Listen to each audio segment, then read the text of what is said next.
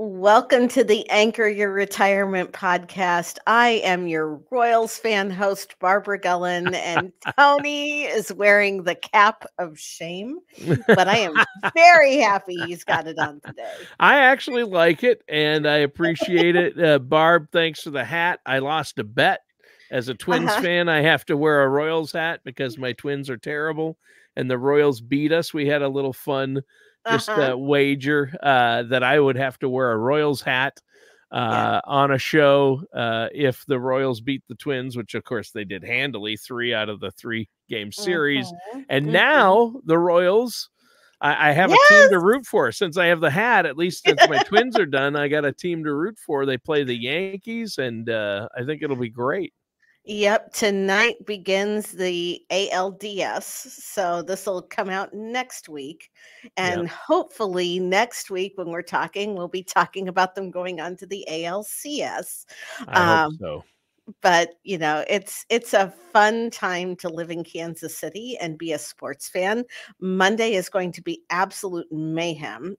For those of you that don't live in Kansas City, our baseball stadium and football stadium are right next to each other.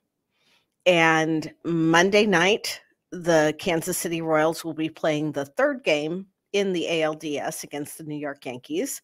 And the Kansas City Chiefs are hosting Monday Night Football that same night.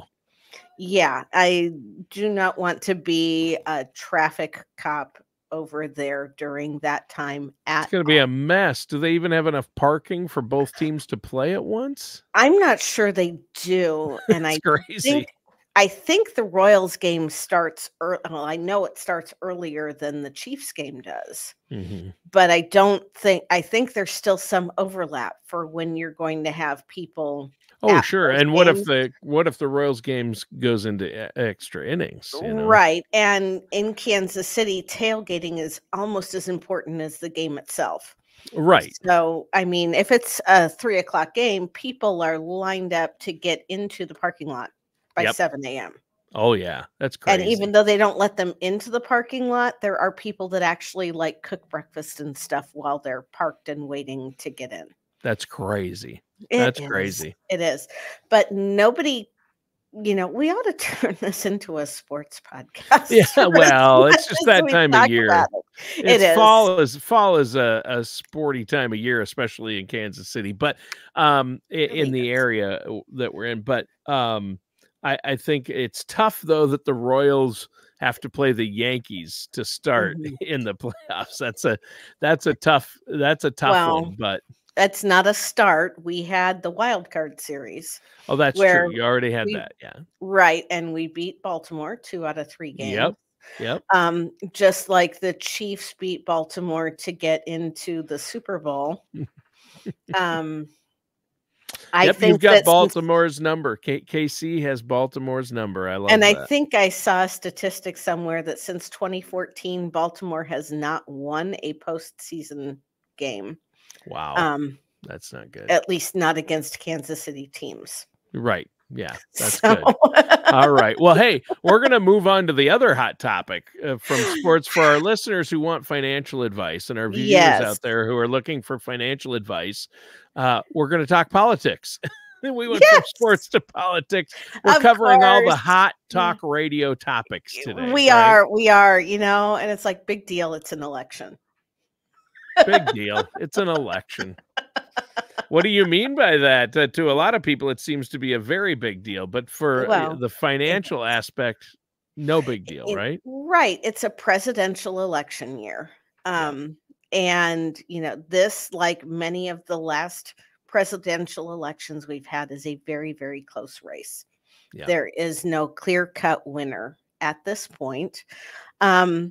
And I have had a lot of clients calling and asking if they needed to make changes to their investment strategies or get out of the market altogether because of what was going on with the election.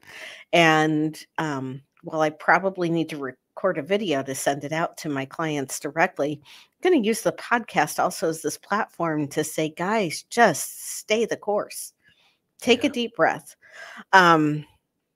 You and I were talking before the podcast before we started recording, and 20 out of the last 24 presidential election years, not midterm, but presidential election years, have been positive years for the stock market. Yep. And there are several things that I tell my clients when this comes up every time. Number one, the financial services industry is supporting both sides of the aisle. They are nonpartisan, bipartisan, every partisan, whatever you want to call it. Right. They are making contributions to multiple campaigns, and fiscal policy theoretically is supposed to be outside the scope of politics, even though we know it really isn't. Right. Yeah, it can get political, and different administrations or politicians can long-term affect your livelihood or taxes, but we know in the long run taxes will go up regardless. We know in the long run there's going to be market volatility, and the market, presidents come and go, administrations come and go, and the companies that make up the stock market, it doesn't matter who's in office, they're going to do what they can to make profits for their shareholders. Right. And so their mission doesn't change.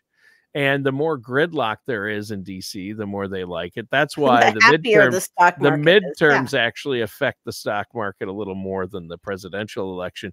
But is there volatility before or after a presidential election? I bet there is. Absolutely. Yeah. Absolutely. But there's not long term. It's not going to crash the market. If your candidate doesn't win, the market isn't going to crash. No, I mean, I remember the first time President Trump won. In 2016, I had a client that left me a voicemail that night and told me that the next morning he wanted to go to cash just for a little while to see. No, but it's crazy. It gets better.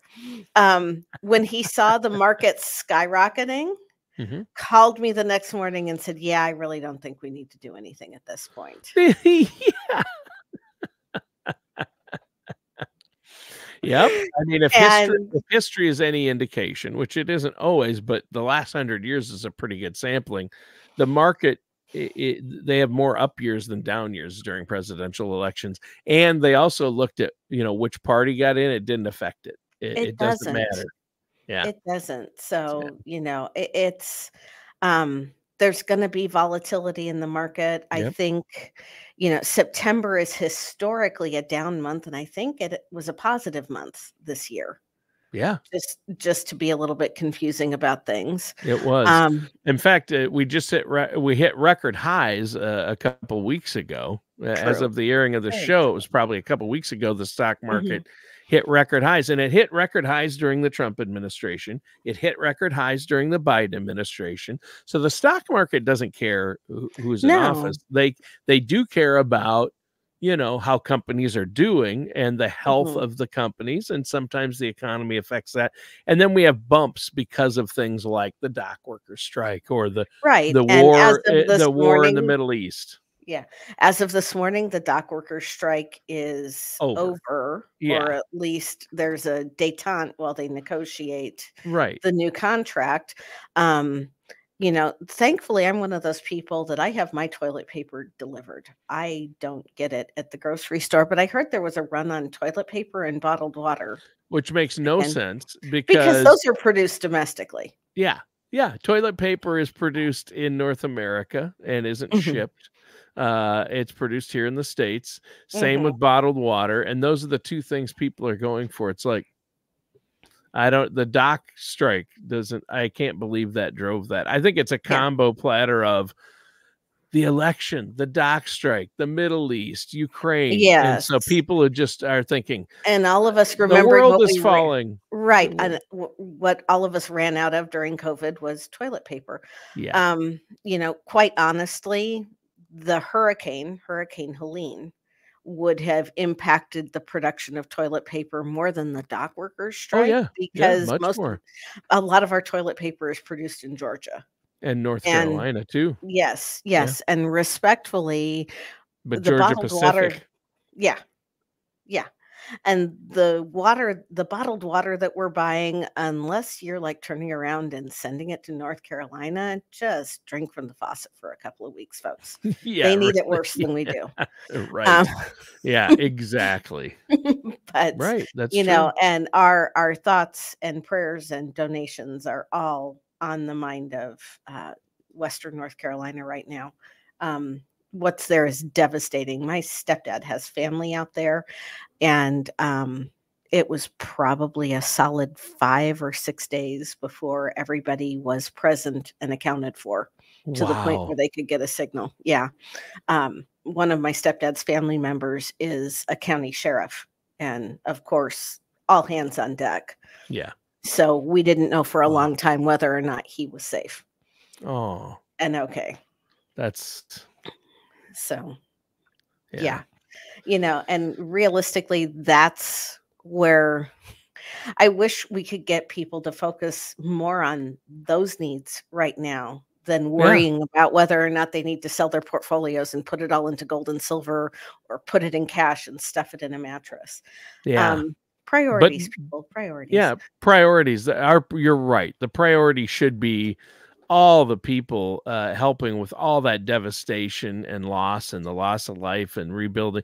A lot of people are homeless right now. A lot of Right. people, thousands of people are without homes right now because of the Mhm. hurricane. And it's not just, we're so numb to it. The poor people in Florida, we're numb to it down the, Mhm. oh, Florida people are, their homes are underwater.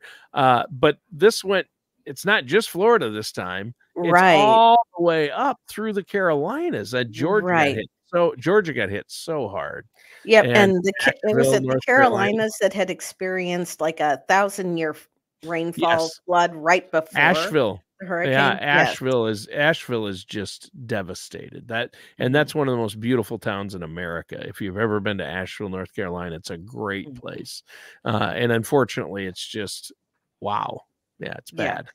So, that being said, those things, I think that we're going to see some volatility in the stock market, not only because of the election and just the political squirmies, but there's going to be a few interruptions to our supply chain because of what happened in Georgia and in North Carolina. And there, rightfully so, there are supplies that need to be diverted to them. And there are 2 major interstates that I saw. One they're projecting will be out until March of 25. The other one was like August or September of 25 before they were going to be able to get all of it Did you rebuilt. see those pictures? I mean, it's gone. Like, just sections of the interstate are gone. Yes, And along the with the ground that foundation was of the underneath road. it. Yeah, that's the problem. The whole where it was built is gone. So yeah. So, when we're thinking about the election and how it is going to impact your investments, if you are retired, it stinks when we see a dip or a correction in the market. Okay, especially if you're drawing down on those assets. If you are working, the technical term for what it is dollar cost averaging. In plain sense language, when the stock market goes down, stock goes on sale. Yep. So basically, market volatility, what you're saying is market volatility can be a good thing if you're still in your working years. It's a great thing. Absolutely. A market correction after record highs is fantastic because you're dollar cost averaging and able to buy low and constantly contributing, and then you're going to experience those gains. So it more than makes up for the losses, and that's the beauty of compounding interest and dollar cost averaging. In other words, every couple of weeks, money comes out of a paycheck and goes into these accounts, into these stock accounts, and that's just going to help you. The volatility is a normal thing, and actually not a bad thing. Now, if you're in retirement, still working, and if you're in retirement and your risk isn't balanced out correctly, and you're 100% invested in the market, that's not good. There can be repercussions to your quality of life long term if you haven't made contingencies, if you don't have enough of your nest egg set aside in safer money tools that will protect you against the downside and, allow you to participate in some of the gains. With the interest rate cut that came down a couple of weeks ago, those of you in high yield savings accounts, I know I got an email on my high yield savings account letting me know that they were cutting it down 0.25% at least. Yep. In terms of what I was going to be earning in interest, and that's going to be across the board. This is why it helps to work with a financial services professional, just like you don't diagnose your own medical issues. And, I have yet to see a DIY kit for an appendectomy. Just saying.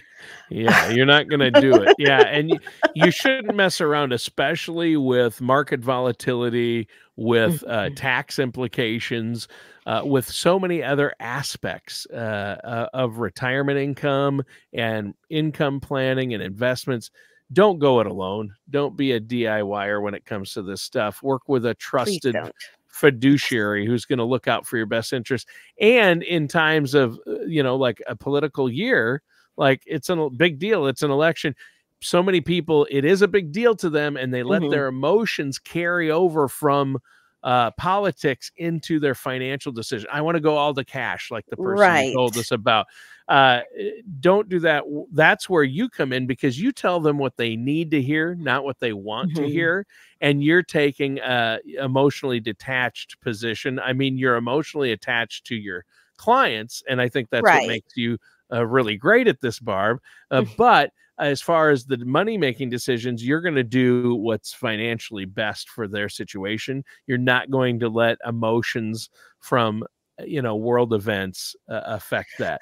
You are going to look at facts and look at past history and look at where we're going. And you work closely with and can pick up the phone and call the senior portfolio manager at the investment firm you work with. You have that kind of relationship where you can say, hey, what's going on, with the war in the Middle East and with the flood, and they're like, we're going to reposition here.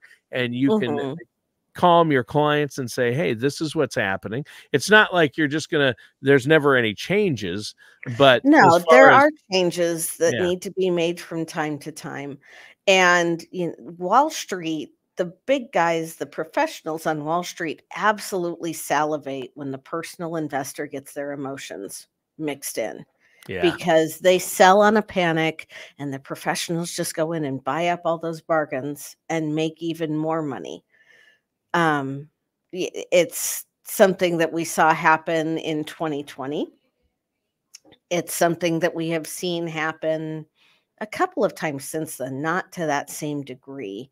Sure. But so much of the bigger houses, the trading is automated now, where, it's a bot doing it. There's absolutely no emotion whatsoever, because it's just a simple, if this, then that type of relationship. And in fact, when I do my federal benefits training workshops, we have a slide in there that JP Morgan did a study from 1999 through, and it was a 20-year study. And they rated the investments, the best investment classes, from highest to lowest rates of return. The highest rate of return was like a REIT, a real estate investment trust. And it was annually coming in at about 9.9% a year. Do you know who was at the very bottom of the list? Who's that? It was the individual investor. And their annual average rate of return was 1.9%. Because their emotions get in the middle of everything. Yeah, because they're like, oh, I'm a huge fan of Apple, so I'm going to put 100% of everything, or I work for this company, so all my money is in their stock, or that can be a problem too. Like they pick stocks based on their personal preferences for the products, or this stock hit a record high, so it must be time to buy it. Yeah, exactly. Yeah, and that's why another stat that links to the one you just gave, the majority of individual investors buy high and sell low, because they're reactionary, because they see this, they see a headline, NVIDIA breaks all Mhm. records and is, you know, whatever. And I'm just using this as an example. This isn't any particular stock recommendation. It's a hypothetical. But let's say X stock hits this huge high and people get excited, and then they say, I'm going to buy it. They go online or tell their broker, buy this. And then, you know, if they see something drop, they're like, sell it. So they're Yeah. buying high and Well, selling low or let's go every back to time. let's go back to a sports analogy, and let's talk about two teams we have yet to talk about, and that's the Mets and the Brewers. Okay. Ah, the Mets and the Brewers. Okay. Did you see that game last night? No, I did not. Okay, the Brewers, who I guess are notorious for like collapsing at the Yep, last the minute. Milwaukee Brewers. The Yep, Milwaukee Brewers. I saw them play the Royals. I saw the Royals beat them. yep. So, but I digress. What can I say? Last night, going into the ninth inning, the Milwaukee Brewers were up 2-0. I heard about this. I did hear Or about this this. is the bottom of the eighth. This is the bottom of the eighth inning. Okay. And they're up 2-0. Yes, they're up 2-0. Top of the ninth, they're up 2-0 because it was at Milwaukee. Okay. Yeah. The pitcher for Milwaukee, two guys get on base. Okay. Yep. Logic would dictate at that point you pull the pitcher Mhm. and put in relief. Yep. They did not. They left in their pitcher, and this poor guy, I don't know his name. I'm sure he is in hiding in Yes. Milwaukee today. Well, the 'Cause manager there's that didn't pull him is probably the one They that's getting the they on both the are. sports They talk both radio are getting lambasted. because Milwaukee is in sackcloth and ashes today because the next hitter that came up, really, really struggled. I mean, he looked intimidated and nervous. Mhm. The hitter. And the hitter did. My boyfriend and I were sitting there going, holy beans. And I think they had 2 outs up at this point. I don't quote me on that, but I'm pretty sure they did. And this guy was really nervous with the first few pitches that came through, gave up a couple of really good strikes. Mhm. And then he hit a 3-run home run. Yeah, I think I heard about that this morning. Yeah. And then to make matters worse, manager still didn't pull the pitcher. The next hitter comes up, home run. Wow. So bottom of the eighth inning, it's now 4-2. Or top of the Wow. ninth. Top of the 4 ninth, to yeah. top of the ninth. It went from 2-0, and ESPN does this thing where they show the probability of winning. And going into the inning, the Mets had a 7% chance of winning the game.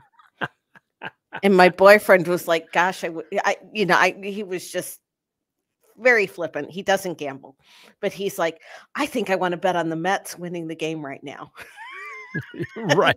He's like, what kind of odds do you think they'd give me if I bet $100? And I am like the last person because I know nothing about gambling. Yeah. And after that home run, we're like, you should have made the bet. Yeah. I shoulda, coulda, woulda, though. I mean, had he made the bet, it might because not have happened. That's the right. problem. And the Brewers were unable to get themselves composed enough. Yeah, of course. And I guess it ended on a double play. And the Mets won. You know, that analogy is what it's like when you let your emotions get in the middle of your retirement investing. Yeah. And that's why it helped. Yeah, that's why it helps to work with somebody who has a better understanding, or who can, you know, like you said, I'm emotionally invested in my clients. I am not emotionally attached to where their money is. There you go. Because it is my job to help them make the best decisions possible. And, you know, as much as I might love a certain stock, if it's not in the client's best interest, they have no business having their money there. Right. Yeah. You know, I mean, we run into a lot of prospective clients that have, you know, their employer match for their 401k goes into company stock. When I worked for a large bank, my 401k match was a purchase of their stock. So you end up being grossly overweighted in that one security, We call That's it true. single security risk. Just ask an Enron employee how that worked out for them. Not very good. Right. Devastating. But that's why we're here to help. Yep. And, I want you to be the hero of your story. I just want to be a good guide. Excellent. Well, how can our listeners, Barb, get a hold of you? They can reach out to us either through our website, anchoryourretirement.com, or you can give us a call at area code 913-553-6222. You can ask for the appointments and scheduling number. And if Amanda, our schedule coordinator, doesn't answer, or another one of our team doesn't pick up because she's busy, leave a message and we will get back to you as soon as we can to schedule a complimentary consultation and give you a second opinion on the good, the bad, the ugly on what you've got, and make sure that you're on track for the retirement you're hoping to have. Excellent. Well, that's great. And I know it's a no charge, no obligation consultation. It's kind of a no-brainer. Get it done, especially this time of year. Look at where you're at before year's end. And don't let election news, or if your political candidate doesn't win, don't let that emotion carry over into your financial decisions, because, Barb, like you said, big deal. It's an election. Right. And shifting gears, for those of you local who are listening to the podcast, on October 18th, it's a Friday, the city of Mission, Kansas is hosting their annual Spooky Walk. So if you've got kids or grandkids, there's about a dozen different trick-or-treating stations and activities and things to do. We are honored this year that we are the headline sponsor for that event. Wow. And so that's that Mission, Kansas is great anyway, and that's a great event. Yeah. It is so much fun, and we will be there. We would love to meet you in person. We have a gift for people who meet us at our table, and maybe a little something extra for those of you that tell us you heard about it on the podcast. Awesome. But we're looking forward to giving back to the community a little bit and helping out with that this year. That's excellent, Barb. When and where is that, one more time? That is October 18th. It is the Spooky Walk. You need to park at 5701 Broadmoor, because the park that they hosted at does not have parking or adequate parking attached to it, but they have free shuttles taking you to the park from there. Nice. Plenty of parking at 5701 Broadmoor. Excellent. So, bring the kids. It's from 6 to 8. So, just come out and have a good time. The Spooky Walk. The Spooky Walk. Are you wearing a costume? No. Come on, Barb. It's for Halloween. Tell you what, I will go as a suburban mother. There you go. I love it. I love it. All right. Some typecasting there in your costume. Yes. I like it. All right. Well, listeners and viewers, thanks for tuning in. That does it for today's episode of Anchor Your Retirement with our host, Barbara Gullen. We'll see you soon.